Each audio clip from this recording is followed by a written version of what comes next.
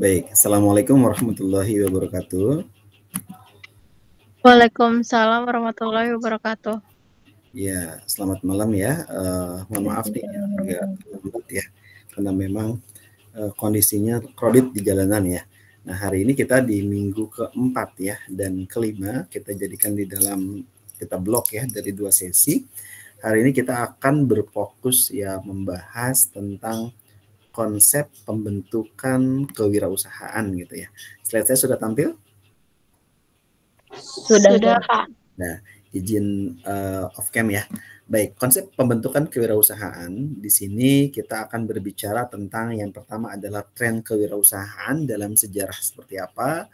Kemudian yang kedua adalah kewirausahaan kecil ya. Yang ketiga adalah pengembangan kewirausahaan di Indonesia. Yang keempat adalah proses pembinaan wirausaha baru yang mandiri.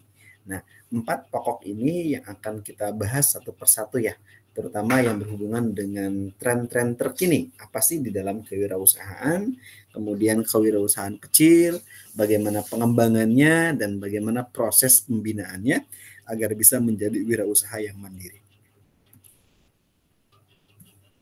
Nah, kemampuan akhir yang diharapkan setelah teman-teman mempelajari ini adalah mahasiswa akan memahami konsep tentang kewirausahaan, kemudian ciri-ciri wirausaha, serta menyadari akan pentingnya kegiatan berwirausaha di sini ya. Untuk mencapai tujuan kualitas diri ya, kemudian hidup ya, dan kehidupan yang lebih baik. Ini yang diharapkan ya, yang berhubungan dengan kewirausahaan ke depan. Sumber pustaka yang kita pakai ini adalah Mujiarto ya, Wahid ya, Aliaras 2008, bukunya Kewirausahaan, Motivasi dan Prestasi dalam Karir Wirausaha. Ini bukunya adalah Jakarta ya, dari UI ya, University Press. Kemudian yang kedua adalah Yusuf Sahrial. Nah, tahun 2010, teori dan praktek kewirausahaan yang telah terbukti. Ini Jakarta, penerbitnya adalah Lentera Ilmu Cendekia. Nah, kita akan berbicara tentang cikal bakal pembentukan kewirausahaan. Dari mana sih cikal bakalnya ini? Cikal bakalnya ini bermula dari tahun 1000-an. Tahun 1000-an kita berbicara kewirausahaan, pada waktu itu kekuasaan ini berada di tangan kaum rohaniawan ya, yang secara kebetulan adalah orang yang mampu membaca dan menulis. Nah, ini tahun 1000-an ya. Jadi ini Indonesia ya merdeka tahun 45, berarti ini masih secara dunia, secara global, bahwa kekuasaan ini berada di tahun para rohaniawan. Jadi orang-orang yang mengerti tentang agamis ya, yang secara kebetulan adalah orang yang bisa baca dan bisa nulis ya. Sama halnya dengan buku-buku yang ada, kebanyakan kan berasal dari Yunani. Kenapa? Karena Yunani itu mereka yang biasa memahat, yang biasa menjadikan batu nisan, prasasti-prasasti, yang hobi membaca dan menulis itu kebanyakan adalah Yunani, yang memang mereka lebih banyak mendokumentasikan sehingga itu menjadi salah satu ilmuwan yang bisa bermanfaat, tidak hanya bermanfaat buat negaranya, bahkan juga ilmuwan-ilmuwan bermanfaat buat dunia. Kemudian bergeser pada tahun 1455. 1455 ini terjadi ada penemuan mesin cetak ya, yang memungkinkan adanya pengetahuan ini lebih bisa disebarkan kepada lebih banyak orang ya. Dengan demikian kekuasaan ini bergeser dari yang pertamanya adalah orang-orang rohaniawan, dari pertamanya adalah orang-orang agama, nah sekarang bergeser ke orang-orang yang ranahnya ranah ke politik. Itu tahun 1455. Kemudian pada tahun 1555 ini politisi ini yang mulai mereka yang lebih berkuasa ya, dan untuk mempertahankan kekuasaan itu biasanya mereka bikin namanya birokrasi yang mereka buat gitu. Ini tahun 1555. Jadi sudah bergeser tuh dari tahun 1000-an itu sudah ada kaum rohaniawan, kaum agamis ya yang memang mengerti, kemudian bergeser hampir sekitar 455 tahun setelah tahun itu baru ada penemuan, ada mesin cetak. Nah, mulai pengetahuan tersebar ya. Jadi orang-orang yang dulunya adalah dipercaya orang-orang yang agamis, orang-orang yang punya rohaniawan yang bagus ya. Ya, ini mereka yang yang megang kendali, tapi bergeser tuh ke arah politik yang ada.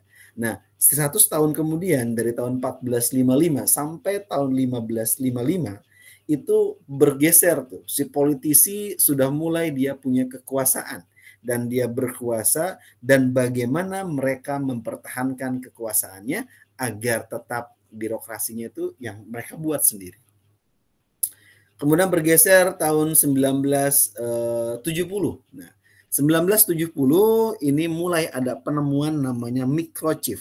Microchip yang dimana memungkinkan adanya informasi yang lebih besar ya kepada kelompok orang yang lebih besar. Nah, ini ada suatu hal yang mulai menyebar nih dari kelompok orang-orang yang ini, kemudian kekuasaannya bergeser, adanya pertahanan dari pertahanan politik ke pertahanan ekonomi gitu. Ini pergeserannya.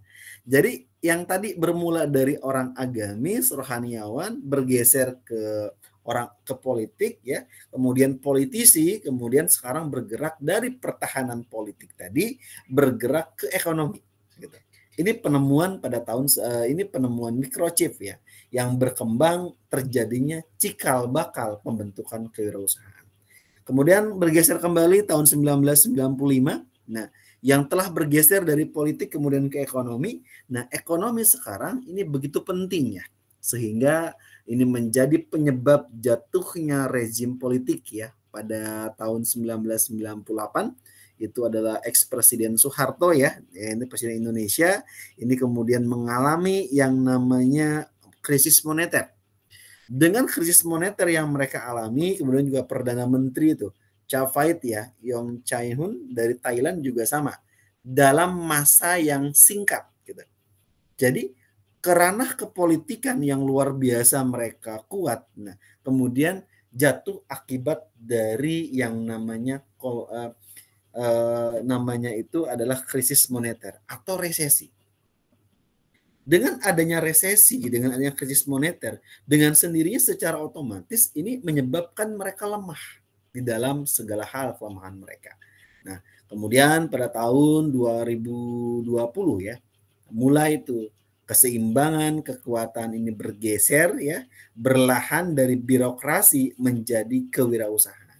Nah, ini forecast-nya ini Bill Gates ya, yang dipilih sebagai orang yang paling berkuasa di Inggris dan orang yang paling kaya di situ ya. Dia menciptakan bahwa kewirausahaan yang dulunya adalah dipegang mulai dari rohaniawan ya, orang-orang agamis, orang-orang yang ngerti agama, mungkin ustadz, kiai ya, atau mungkin pendeta dan sebagainya ya, rohaniawan semua agama itu dipercaya karena mereka hobinya nulis, mereka hobinya baca, semua keilmuan tertulis dan dibaca, dan itu menjadi salah satu pedoman hidupnya mereka. Bergeser ke ranah politik, bergeser ke politisi, bergeser penemuan chip, bergeser pula ke ekonomi, rezim Pak Harto ya zaman dulu akhirnya berubah dan sekarang masuk ke dalam birokrasi kekuasaan kewirausahaan yang utuh saat ini. Kemudian muncul kembali, ada lagi namanya indoktrinasi kewirausahaan di Indonesia. Pada tahun 1997 perguruan tinggi dalam hal ini universitas ya, mereka wajib punya namanya mata kuliah kewirausahaan sebagai mata kuliah wajib mahasiswa yang mulai pada tahun 1997 ini wajib mereka mereka adakan dalam mata kuliah itu. Kemudian yang kedua apa? Kedua adalah Departemen Tenaga Kerja. Departemen Tenaga Kerja ini mulai adanya pelaksanaan program tenaga kerja, baik itu pemuda mandiri ya, TKPM ya, pada tahun 1994 ya, yang ditunjukkan kepada para lulusan perguruan tinggi mereka untuk menciptakan lapangan kerjanya bagi dirinya dan orang lain. Nah, ini Departemen Tenaga Kerja. Mulai. Kemudian masuk lagi ke Departemen Pendidikan. Dengan mulai tahun 94 masuk ke dalam Departemen Tenaga Kerja, tahun 97 mewajibkan perguruan tinggi punya mata kuliah kewirausahaan, tidak hanya prodi bisnis, tapi semua prodi yang memiliki jurusan yang ada perguruan tinggi, maka wajib ada namanya mata kuliah kewirausahaan.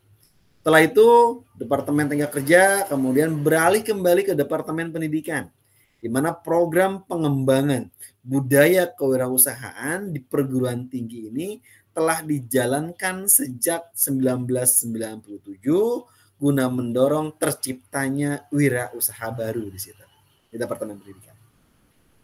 Kemudian Pemda DKI Jakarta melalui Dinas Pendidikan Menengah dan Perguruan Tinggi Dikmenti ya. Nah, mereka membuat namanya ada suatu program pembinaan kewirausahaan bagi mahasiswa perguruan tinggi yang bekerja sama dengan pusat kemitraan antara Academic Business Government atau disingkat dengan nama ABG di sini ya. Ini Pemda DKI Jakarta. Kemudian BUMN juga sama, Badan Usaha Milik Negara.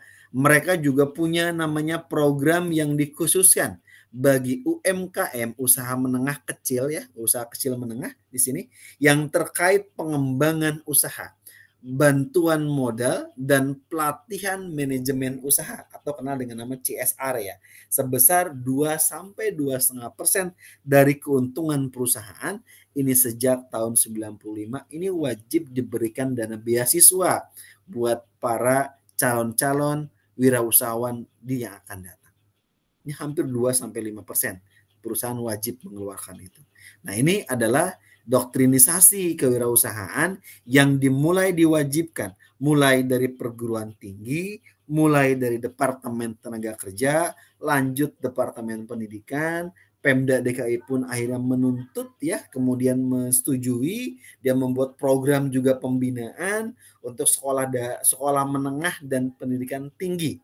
Kemudian terakhir perusahaan BUMN pun dikhususkan bagi UMKM wajib punya bantuan modal dan pelatihan manajemen usaha sebesar 2-5% dari keuntungannya. Nah, ini kemudian klasifikasi usaha entrepreneur di sini. Ada beberapa klasifikasi. Yang pertama adalah usaha besar. Apa tuh usaha besar? Usaha besar adalah usaha yang memiliki omset per tahunnya lebih dari 50 miliar omsetnya. Aset lebih dari 10 miliar. Nah, omset itu yang didapetin keuntungan dan modal yang didapatkan, kemudian asetnya itu lebih dari 10 M. Itu adalah usaha besar di seluruh Indonesia yang tercatat ini baru 4.952.000 unit atau sebesar 0,01% ya di Indonesia. Kata 0,01% ini berarti adalah 1/100 ya. Jadi kalau diibaratkan ya ini hanya kecil banget dari penduduk Indonesia. Hanya 4.954.000 unit yang ada. Kecil, tidak nyampe 1% orang yang punya usaha besar yang ada di Indonesia dibandingkan dengan jumlah penduduk seluruh wilayah. Kemudian selanjutnya ada namanya usaha menengah. Usaha menengah ini adalah usaha yang dia punya omset per tahunnya hampir 2,5 miliar sampai dengan 50 miliar. Dengan omset per tahunnya dia mendapatkan 2,5 M sampai dengan 50 miliar ini yang didapatkan ini dikenal dengan nama usaha menengah. Sehingga aset yang mereka punya pun minimal 500 juta sampai dengan 10 miliar. Usaha menengah ini. Jumlah yang ada adalah 44.280.000 unit. Ini sebesar 0,08%, lumayan, hampir meningkat, ya kan? 0,08 berarti. Itu jauh banget dari, tapi lebih besar ya dibandingkan dengan usaha besar. Kemudian usaha berikutnya adalah yang dikenal dengan nama klasifikasi usaha entrepreneur usaha kecil, di mana omset per tahunnya usaha kecil ini sebesar 300 juta sampai dengan 2,5 miliar. Sehingga aset yang mereka punya di usaha kecil ini, asetnya 50 juta sampai dengan 500 juta. Ini dikatakan sebagai usaha kecil. Jadi kalau punya asetnya, bangunan, gedung, tanah, dan sebagainya, harganya masih maksimal 500 juta, itu dikenal dengan nama usaha kecil. Ada berapa? 195 ribu unit. Artinya jika diklasifikasikan dengan penduduk Indonesia itu sebesar 1,09%. Baru 1% yang punya usaha kecil di Indonesia. Kemudian masuk kembali di dalamnya adalah usaha mikro. Di mana usaha mikro ini dia omset per tahunnya ini sampai dengan 300 juta. Dengan omset per tahunnya itu didapatkan sampai dengan 50 juta.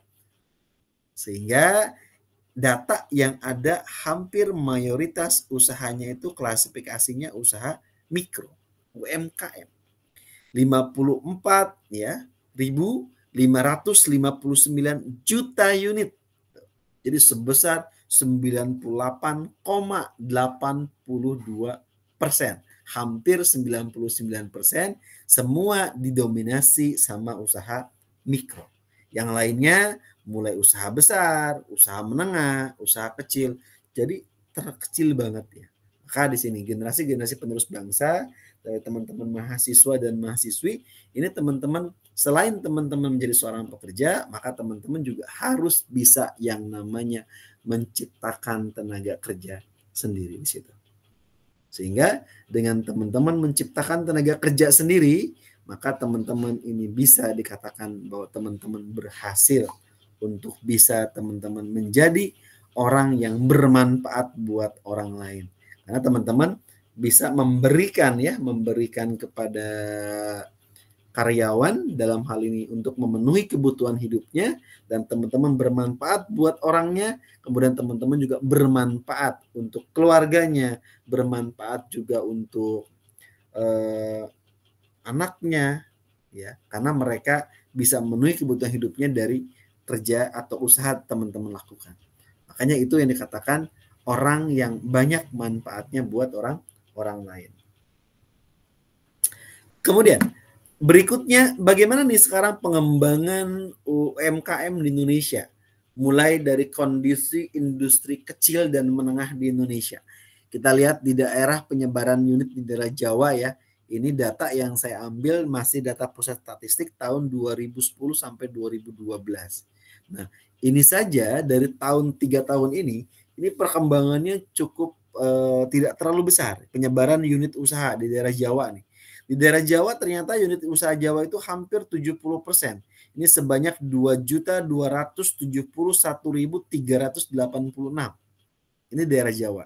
Kemudian di luar Jawa itu 30%, sebesar 963,383 di sini.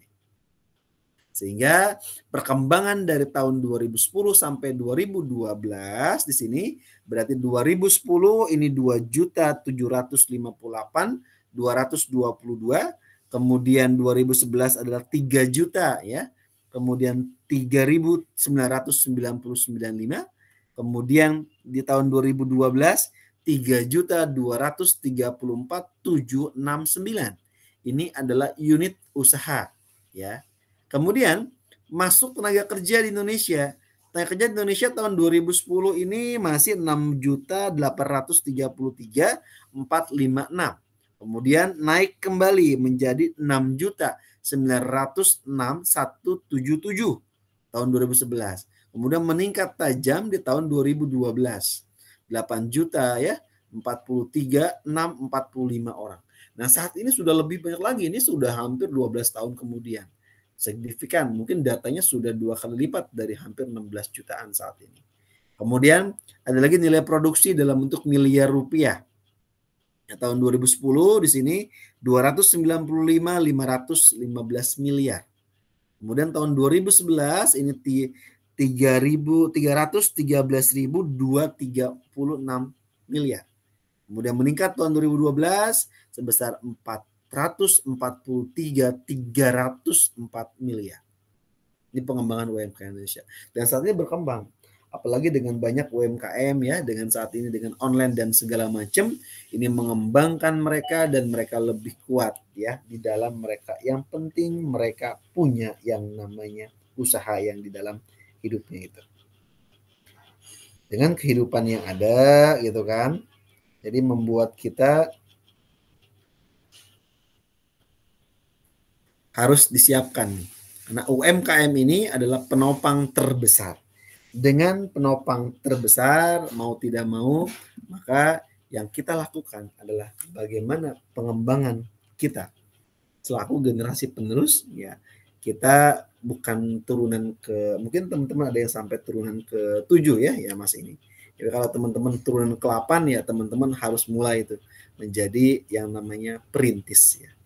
Karena kalau nggak habis 7 turunan, kalau teman-teman turunan ke 8 ya, jadi harus berjuang gitu. Jadi mau tidak mau itu keadaannya yang membuat kita harus siap dengan berbagai macam fight ya, karena perintis itu lebih capek dan lebih daripada segalanya dibandingkan pewaris gitu.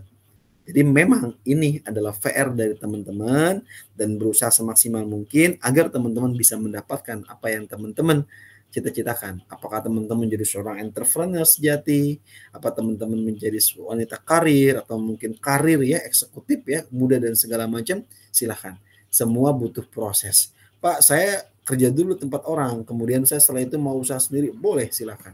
Semua diperbolehkan, yang penting kita mencari apapun yang kita kerjakan, lakukan dengan ikhlas, lakukan dengan kerja yang dibayar, mencari ilmu yang dibayar itu adalah kerja yang manfaat.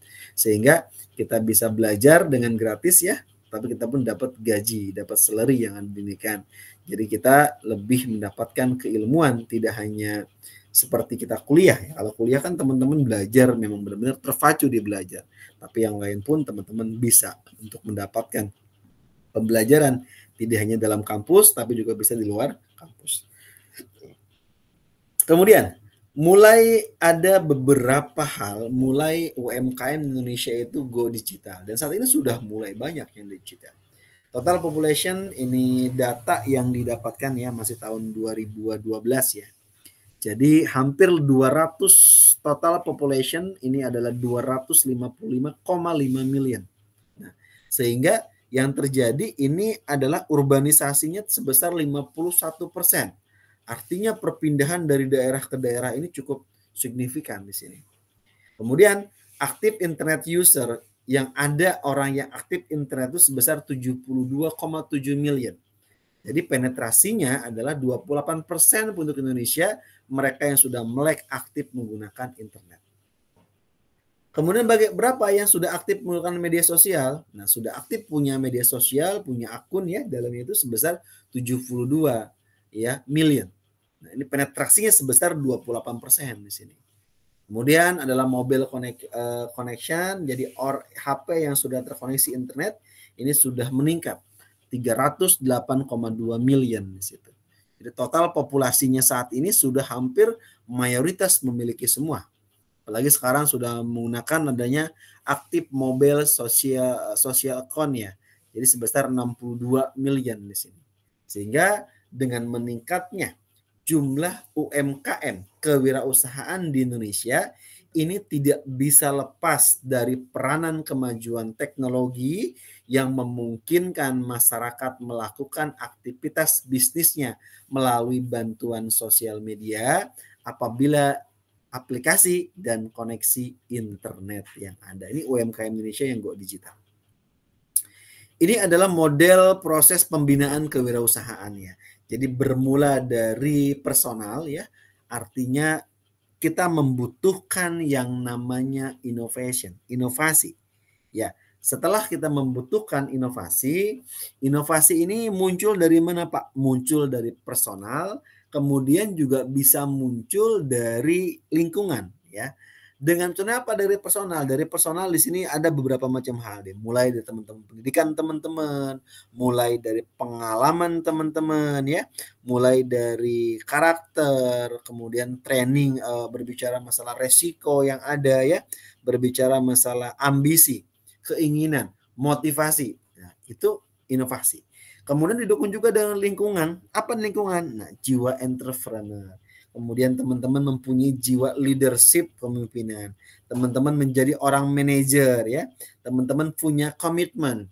Kemudian teman-teman juga punya value. Nah, kemudian setelah dia punya value, punya keinginan yang memang inovasi itu timbul. Inovasi itu muncul. Dari mana? Dari teman-teman yang mempunyai komitmen, teman-teman yang mempunyai mimpi, teman-teman yang mempunyai apapun yang berhubungan dengan inovasi baru. Kemudian ada lagi trigger. Nah, ini adalah pemicu, artinya pelecut ya, semangat ya. Artinya dengan sendirinya teman-teman, ketika teman-teman sudah punya inovasi, ini ada pemicu itu mulai dari juga sama pengaruh dari lingkungan juga ya, dan personal juga, mulai dari pendidikan, umur ya, jenis kelamin, komitmen, resource, tenaga kerja yang disiapkan, kemudian resiko yang ada, dipengaruhi juga oleh lingkungan, adanya ekonomi, adanya kompetisi, adanya resource ya, adanya inkubator, adanya government policy. Nah, ini ada berhubungan dengan kebijakan pemerintah yang mendukung teman-teman untuk bisa jadi pemicu nih, jadi salah satu tujuan teman-teman agar inovasi ini bisa diimplementasikan. Dengan cara apa diimplementasikannya? Dengan lihat social logical, kemudian dengan environment, dengan lingkungan yang ada. Mulai dari teman-teman punya network, teman-teman punya jaringan, teman-teman punya teamwork yang kuat, teman-teman punya teman, punya keluarga ya. Kemudian juga teman-teman punya role model. Role model itu apa? Role model itu orang yang teman-teman jadikan sebagai apa ya? Sebagai orang yang benar-benar role model itu orang yang teman-teman banggakan, yang teman-teman idolakan, teman-teman pengen seperti mereka. Nah, ada dong wirausaha siapa nih yang teman-teman inginkan gitu. Oh, saya pengen jadi misalnya seperti Hairul Tanjung misalnya, atau seperti Bob Sadino dan sebagainya. Itu kan teman-teman mempunyai suatu dream, mempunyai suatu role model. Apa yang akan teman-teman bisa untuk mengimplementasikan inovasi yang ada untuk diimplementasikan. Agar apa? Agar bisa grow, bisa tumbuh. Ketika sudah tumbuh, timnya oke, strategiknya oke, strukturnya oke ya, kemudian culture di sini, budaya dan produknya bagus, sehingga dengan tumbuh ini akan muncul yang namanya kompetitor, pesaing, akan muncul customer, akan muncul supplier, akan muncul investor ya, akan muncul juga bantuan dari banker, ada lawyer, ada ratios ya, ada government policy ya, ada juga ekonomi di situ. Sehingga apa yang terjadi di dalam pembinaan ini semua itu tidak hanya berbicara ini dari hulu ke hilir pembicaraannya. Ini yang menyebabkan adanya proses pembinaan kewirausahaan mulai dari personal, mulai dari lingkungan yang berpengaruh sehingga mulai punya inovasi, kemudian diimplementasikan sehingga mereka bisa tumbuh ya dan berkembang untuk menjadi wirausahawan baru di situ. Oke, itu yang disampaikan di ini di sesi yang pertama. Kita tadi membahas tentang tren wirausaha dalam sejarah, kemudian kewirausahaan kecil, kemudian proses pengembangan Indonesia bagaimana, kemudian sampai dengan proses pembinaan wirausaha baru yang mandiri. Silakan jika ada sharing atau pertanyaan dipersilakan.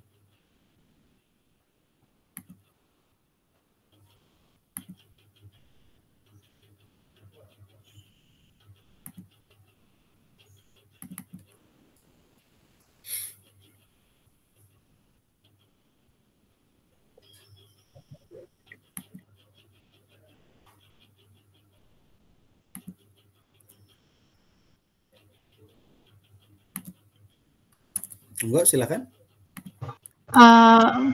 Pak Ayu mau tanya. Oh, silakan. Gimana kontribusi UMKM terhadap perekonomian Indonesia dibandingkan dengan kayak perusahaan-perusahaan besar gitu, Pak? Kontribusinya dalam apa nih? Dalam perekonomian. Perekonomian itu kan luas ya. Jadi hubungannya apa? Ekonomi itu bisa kita berbicara mikro atau berbicara makro. Kalau mikro kita berbicaranya itu dia kontribusinya hanya buat misalnya daerah saja atau mungkin sampai dengan kecamatan, kabupaten, atau berbicara mikro. Kalau berbicara mikro berarti berbicaranya nasional.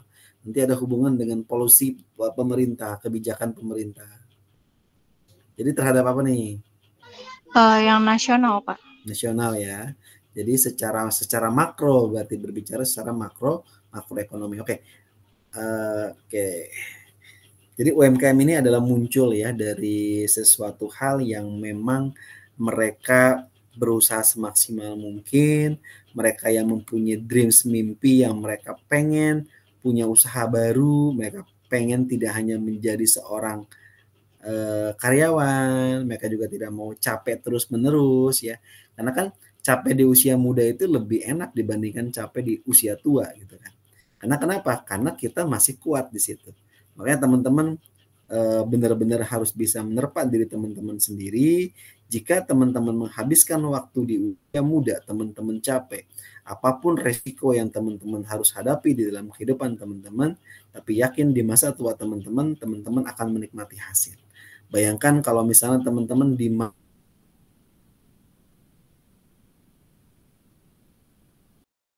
area di usia muda, berarti kesalahannya ada di mana?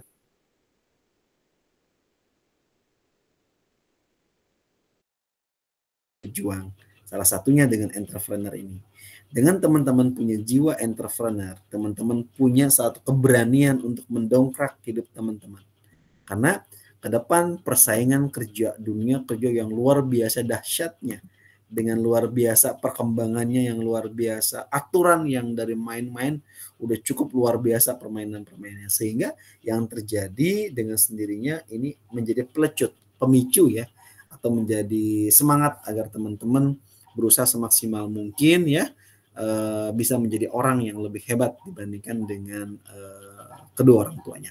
Berbicara usaha kecil menengah, di sini kita berbicara usaha mikro, kecil dan menengah ya. Tadi Ayu nanya berbicara masalah kontribusinya apa sih Pak yang signifikan terhadap ekonomi nasional ya. Berarti kita berbicara di tingkat makro ya. Kontribusi UMKM, nah kita lihat misalnya. Dia bisa pertama, kontribusinya adalah pertumbuhan ekonomi. UMKM secara tidak langsung dia dapat menyumbang pada pertumbuhan ekonomi nasional dengan menciptakan lapangan kerja, ya, meningkatkan pendapatan masyarakat dan mendorong konsumsi domestik. Ya. Nah, sehingga yang terjadi apa? Lapangan kerja ada, yang nganggur bisa dikurangin dengan bekerja di UMKM tersebut. Kemudian pendapatan masyarakat di daerah sekitar juga meningkat, perputaran uang yang dulunya tidak banyak perputaran, jadi akhirnya perputarannya di situ cukup luas gitu kan, sehingga mendorong juga masyarakat di situ untuk membeli, konsumsi secara domestik, secara lingkungan sekitar itu ada, sehingga ekonominya tumbuh gitu, secara makro. Kedua kontribusinya adalah pemerataan ekonomi. UMKM dapat membantu dan memperluas ya, dalam memperluas ini basisnya ekonomi dengan cara mendistribusikan pendapatan dan kesempatan secara lebih merata di seluruh wilayah, termasuk dalamnya adalah daerah-daerah pedesaan. Nah, jadi ekonominya merata. Nah, UMKM kan gak mungkin banyaknya di kota ya. Dia akan melipir nih ke desa-desa dan segala macam. Sehingga dengan desa-desa itu yang pertamanya tidak ada pertumbuhan ekonomi, tidak ada namanya pertukaran uang, di situ akhirnya malah pemerataan ekonominya merata gitu. Jadi ada kehidupan gitu di situ. Ada perputaran uang dan sebagainya. Kemudian yang ketiga apalagi? Ekspor. Peningkatan ekspor. Sebagian UMKM ya saat ini mereka juga ada yang UMKM yang juga berperan dalam meningkatkan ekspor melalui produksi baik berupa barang dan jasa mereka yang dapat bersaing secara di pasar global dengan sendirinya. Banyak loh UMKM yang mereka sudah mengekspor ke luar negeri dan sebagainya. Jadi tidak hanya usaha besar di dalamnya, bahkan diperbolehkan. Kemudian yang keempat apa? Keempat, dia punya yang namanya inovasi dan kreativitas. UMKM ini seringkali ya menjadi sumber inovasi dan kreativitas dalam pengembangan produk dan layanan baru yang pada gilirannya dapat meningkatkan daya saing ekonomi nasional. Nah, adanya inovasi baru, adanya kreativitas, ini yang menyebabkan kontribusinya tidak hanya sumber inovasi dan kreativitas, tetapi juga dapat meningkatkan daya saing ekonomi nasional secara menyeluruh. Kemudian yang kelima apa? Yang kelima juga bisa mengurangi pengangguran ya. Dengan menyediakan peluang kerja bagi sektor-sektor yang lebih luas. UMKM ini pun membantu ya pemerintah dalam mengurangi tingkat pengangguran di negara Indonesia khususnya. Sehingga secara keseluruhan UMKM ini menjadi pilar ekonomi nasional yang kuat dengan peran yang sangat penting ya dalam menciptakan pertumbuhan inklusif dan berkelanjutan. Dengan UMKM maju, pengangguran sudah mulai sedikit terbantu ya, sehingga banyak dari UMKM ini menjadi salah satu penyumbang ya dalam hal ini pajak, devisa, kemudian peningkatan ekonomi yang ada, dan sehingga di daerah-daerah yang hanya daerah pedalaman, desa dan sebagainya pun mereka bisa menjadi desa yang punya wirausaha sehingga dapat menyerap tenaga kerja yang ada di daerah tersebut. Gitu. Oke, baik Pak, terima kasih. Monggo, silakan, ada lagi?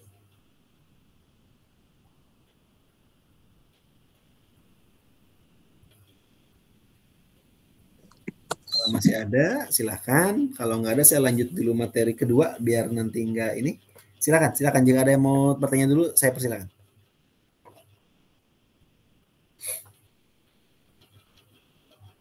Saya rasa cukup share untuk lanjut ke yang sesi 2. Oke, saya lanjut sesi 2 ya. Oke, Yes, di sesi kedua kita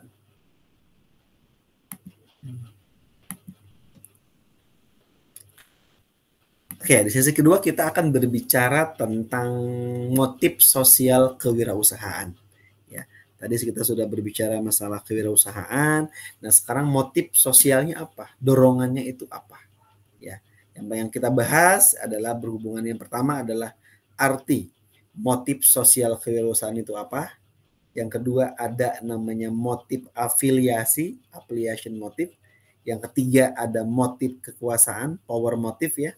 Yang keempat ada motif prestasi, achievement motif. Nah, dari motif ini berarti ada motivasi, ada dorongan ya. Sehingga orang akan berusaha semaksimal mungkin menjadi seorang wirausaha yang tidak hanya melihat secara ini sosial ya. Jadi secara menyeluruh nih dengan masyarakat sekitar. Ada lagi teknopreneur. Kalau teknopreneur berarti dengan teknologi. Nah, ini sosial kewirausahaan. Ini di minggu ke-5 ya. Kemampuan akhir yang diharapkan setelah teman-teman mempelajari ini adalah mahasiswa akan memahami sikap pribadi yang diperlukan bagi seorang wirausaha dan pengembangan diri berdasarkan pendekatan teori psikologi dalam kewirausahaan. Ini yang diharapkan.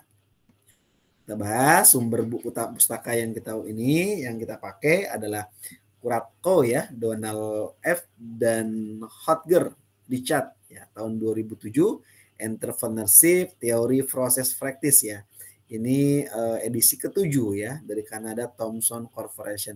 Ini bukunya dalam bahasa Inggris. Kemudian yang kedua adalah Murjiato Wahid ya, Aliaras 2008, kewirausahaan ini adalah motivasi dan prestasi dalam karir wirausaha. Ini penerbitnya Jakarta ya, UIEU University Press. Yang ketiga adalah Yusuf Sahrial 2010, teori dan praktek kewirausahaan yang telah terbukti. Ini Jakarta, penerbitnya adalah Lentera Ilmu Cendekia.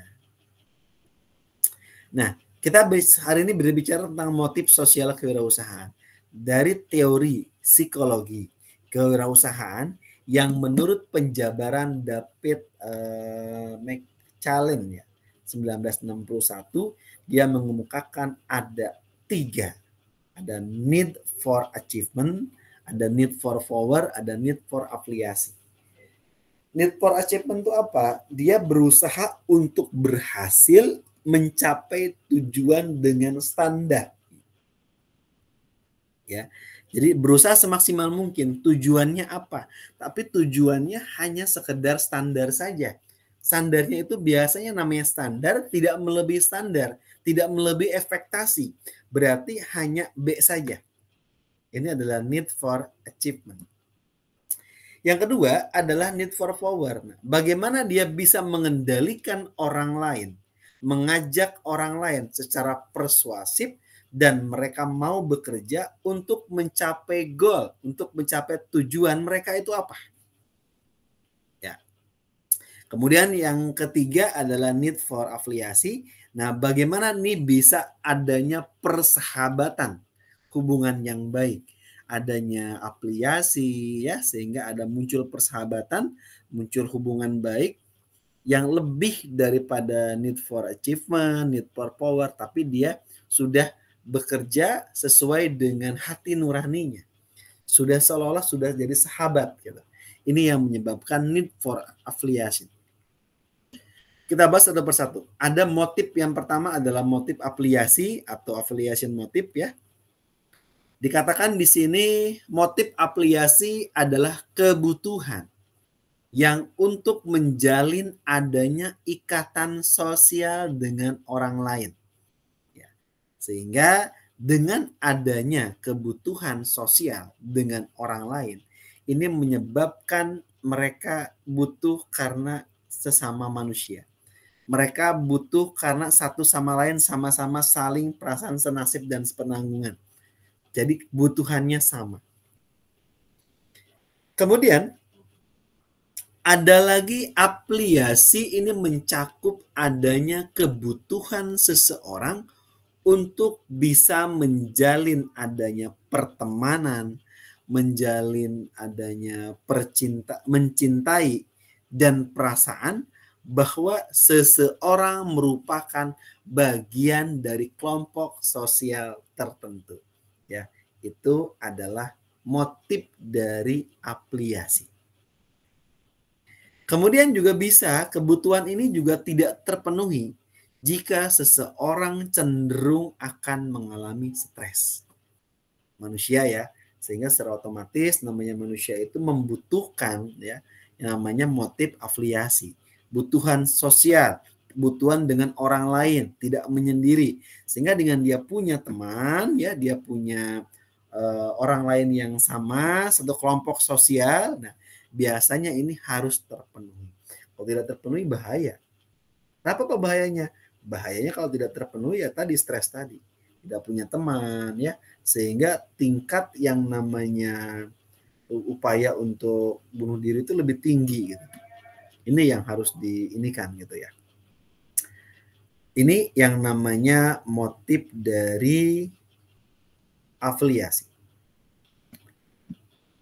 Kemudian yang kedua, ada namanya motif kekuasaan ya, atau power motif. Ada namanya motif prestasi. Itu ada motif seseorang untuk menguasai orang lain secara personal atau secara organisasi. Ini motif prestasi. Para pemimpin yang efektif memiliki kebutuhan yang kuat untuk mengontrol sumber daya yang ada. Baik itu sumber daya modal, baik itu sumber daya alam, baik itu sumber daya manusia, baik itu teknologi, baik itu informasi, ataupun regulasi aturan dari pemerintah. Ini adalah motif kekuasaan yang dimana para pemimpin satu dengan yang lainnya itu sama-sama mengontrol yang namanya sumber daya. Resource-nya diperhatikan. Lihat resource modalnya, lihat sumber daya alamnya, lihat sumber daya manusianya, lihat teknologi apa yang digunakan, lihat informasi apa yang bisa diberikan, dan lihat aturan pemerintah, ya, policy pemerintah, sehingga policy pemerintah itu berbicara tentang regulasi, regulasinya harus jelas. Apa regulasi yang menyebabkan orang itu harus punya usaha. Itu motif kekuasaan. Kemudian ada lagi personalized power motive.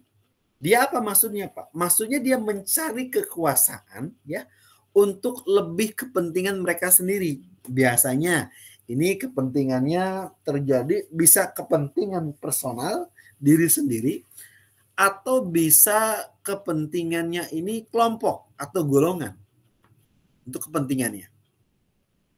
Ini adalah personalized power motive. Kemudian ada lagi socialized power motive. Apa nih maksudnya? Mencari kekuasaan untuk mencapai tujuan organisasi atau visinya. Ini adalah sosialis power motif ya. Gimana dengan dia mencari kekuasaan untuk mencapai tujuan? Nah, lihat visi misi perusahaan itu apa. Dengan visinya yang jelas, tujuannya yang jelas, dia akan menentukan arahnya itu mau dibawa kemana. Ini adalah motif kekuasaan. Ketiga, ada namanya motif prestasi, achievement motif. Dengan dia punya motif kekuasaan, adalah motif yang mendorong tingkah laku seseorang dengan titik berat pada pencapaian suatu prestasi tertentu. Ini kekuasaan. Karena goal utamanya adalah prestasi yang tinggi, prestasi yang terbaik. Maka orang lain merupakan instrumen yang mungkin dapat digunakan untuk mencapai prestasi. Ada kecenderungan ya bagi para wirausahawan ya dengan power motif itu untuk melakukan segala hal demi mencapai tujuan prestasinya. Ini yang namanya sukses dari motif prestasi di situ. Lihat ada determination ya, ada execution, ada lagi ambisi, ada lagi visi. Jadi orang tergantung untuk menuju sukses. Kita lihat perbedaannya. Achievement motif ya, ada power motif sama affiliation motif. Perbedaannya ada di mana, Pak? Perbedaannya achievement motif, motif kewirausahaan ini difokuskan pada berbagai aktivitas yang terbaik untuk menguasai orang lain. Sehingga orang lain itu memiliki kekaguman. Dengan cara apa? Dengan cara mengikuti perintah, mengikuti ajakan yang disampaikan oleh wirausaha atau pembisnisnya. Ini achievement motif. Jadi fokusnya adalah aktivitas apa yang dikuasai itu. Sehingga dengan dikuasai dengan orang lain, dia memiliki kekaguman yang luar biasa dalam mengikuti perintah atau ajakan yang disampaikan oleh wirausaha. Kemudian berikutnya ada lagi power motif ya. Di mana tujuan power motif ini, tujuan dari penerapannya adalah bagaimana mencapai tujuan untuk berprestasi yang sebaik-baiknya. Ukuran keberhasilannya apa? Ukurannya adalah bagi wirausaha. Dengan motif ini adalah tercapainya prestasi. Misal, jumlah gerai yang ada, penghargaan, publikasi, cabang di luar kota atau di luar negeri dan sebagainya yang lebih tinggi dibandingkan dengan pesaing lainnya. Ini adalah motif power motif. Kemudian ada lagi affiliation motif, di mana dititik beratkan pada bagaimana seseorang wirausaha dengan dia membina hubungan yang harmonis dengan orang lain, lihat stakeholder yang ada, sehingga segala aktivitas bisnis ini dapat terus berjalan dengan lancar dan terjamin keberlangsungannya di kemudian hari. Itu perbedaan dari motif-motif kewirausahaan. Nah, sehingga yang terjadi apa? Yang terjadi dari masing-masing motif tadi jelas ya, perbedaan satu dengan yang lainnya. Kira-kira teman-teman di sini, motif apa nih dari kewirausahaan yang ada di teman-teman ini dan berfokus kepada kewirausahaan ini? Sehingga apa yang dibutuhkan ya, apa yang diinikan semua berasal dari dorongan di dalam dirinya, dorongan karena faktor kekuasaan atau dorongan dari prestasinya. Ini berbicara tentang motif kewirausahaan. Silakan jika ada sharing atau pertanyaan dipersilakan. Tapi sebelumnya kita sambil absen ya, ini belum absen dulu ya, presensinya dulu. Sebentar.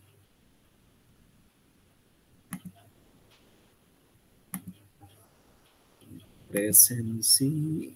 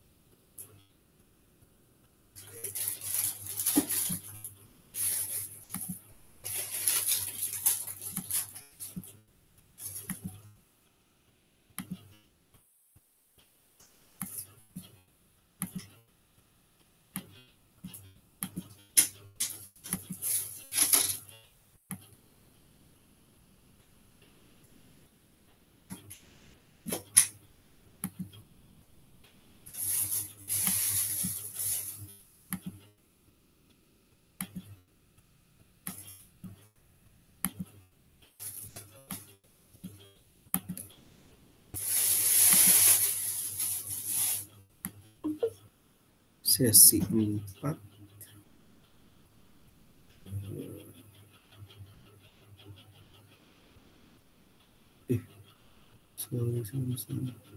Sesi 3 kemarin tanggal berapa ya?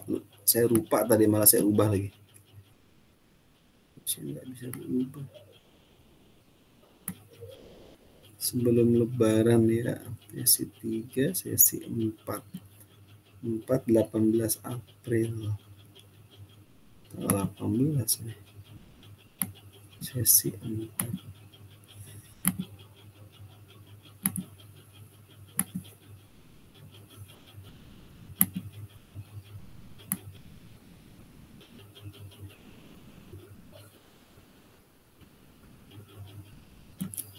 Sesi 5-nya berarti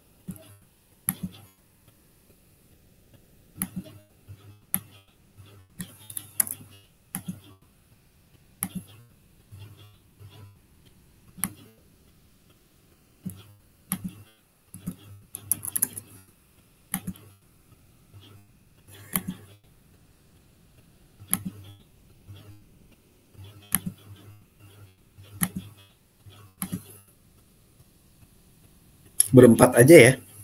Tia, Ayu, Azhari, Egede, Fitriana. Sebentar.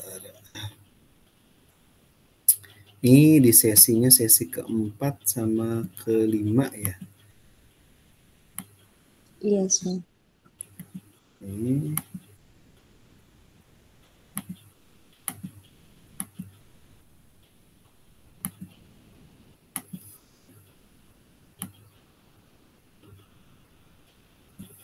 ada Ayu ya. Terus Fitriana ada. Terus tadi Ai gede. Iya, Sir. Ada, Sir. Satu lagi siapa? Oh, iya, Sir. Tia Nur Hasanah. Iya, Sir. Ini saya nanti lihat Pak Nirwan ya, nanti diabsenkan atau enggak nih. Nanti izin sama Pak Nirwan deh. Oke. Ayu, Fitriana, Tia. Ini sesi keempat. Sesi kelimanya Ai gede, Tia ya, Nur Hasanah. Ayu sama Fitriana ya? Sama ya? Ya. Ai gede, Tia, Fitriana, Ayu, oke. Oke. Monggo silakan jika ada sharing atau pertanyaan dulu, dipersilakan. Sir, Hmm. mohon maaf, Sir, ini pertanyaan, bukan pertanyaan sih jatuhnya ya. Saran mungkin, Sir. Itu kan terkait tugas, Sir. Nah, dari kampus kan tugasnya kan 3 sebelum UTS dan 3 sebelum Ya. UAS ya, Sir. Nah, saya mau meminta gitu, Sir, jika diperbolehkan dikasih tugasnya itu jangan terlalu mepet ke sebelum UAS gitu, Sir, biar pas waktu UAS itu tidak terlalu apa ya, Sir, capek di tugas gitu, Sir. Oke. Soalnya rata-rata kan ngasihnya setiap dosen di setiap mau UAS banget gitu, Sir. Jadi kayak aduh numpuk banget gitu tugas semuanya di situ gitu, Sir. Jadi kalau boleh dicicil gitu, Sir, tugasnya. Boleh. Nanti hari ini saya buat deh ya 3 tugas ya. Nanti saya kirim di Adlink. Tapi nanti Iya. pengerjaannya biasanya kalau saya tuh pas batasnya itu pas UTS. Jadi kan kalau misalnya kita ini ya tadi saya kirim dari jadwal kita nih Pak Syahril. Iya, Sir. Nah, kita kan di situ di jadwalnya ya ada minggu tenang ya. Kita Iya, kan Sir, ada minggu tenang. UTS-nya ada di 27 Mei sampai dengan 1 Juni ya. Iya, Sir. Nah, biasanya tugas itu saya naruh di pertemuan ke-4, ke-5, pertemuan ke-4, 5 sama 7 biasanya saya naruh Oh, tugas. iya. Nah, pengumpulannya biasanya teman-teman paling lama ngupload itu tanggal 1 Juni. Oh, iya, Sir, baik, Sir. Nah, batas nguploadnya. Jadi saya biasanya 3 sebelum UTS, nanti sampai dengan UTS itu berakhir. Nah, Iya, begitu Sir. pun nanti yang UAS. Nanti UAS saya biasa taruh di pertemuannya, saya taruh di pertemuan setelah UAS itu. Setelah UTS, itu di pertemuan ke-11, ke-13, sama ke-15. Nah, tugasnya. Baik, Sir. Nanti batas pengumpulannya itu paling lambat itu sampai dengan tanggal 3 Agustus. Gitu. Baik, Sir. Jadi teman-teman selesai UAS, nah, baru tugasnya harus dikumpulin selesai gitu. Ngerjain duluan boleh lebih baik. Kalau ujian belakangan juga silahkan gitu. Yang penting Iya, Sir. sebelum saya tugas sudah saya menerima berkas soal itu sudah dikumpulkan semuanya. Gitu ya. Makasih ya sudah Baik, Sir. diingatkan ya, Tia ya. Iya, Makasih. Sir. Terima kasih.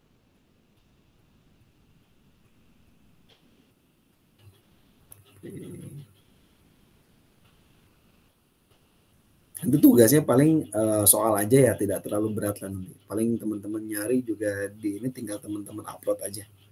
Tidak dalam bentuk Baik, kasus enggak kok. Baik, Sir. Terima kasih, Sir. Monggo bisa silakan ada sharing atau pertanyaan. Jadwal akademiknya udah saya share di grup ya. Jadwal akademiknya.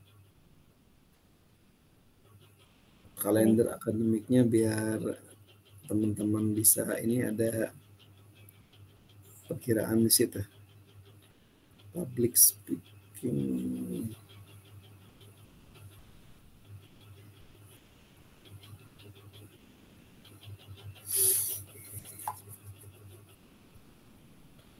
Ada pertanyaan lagi?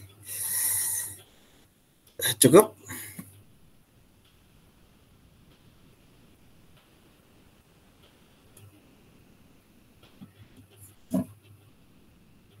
Cukup, Sir, sebelumnya. Oke.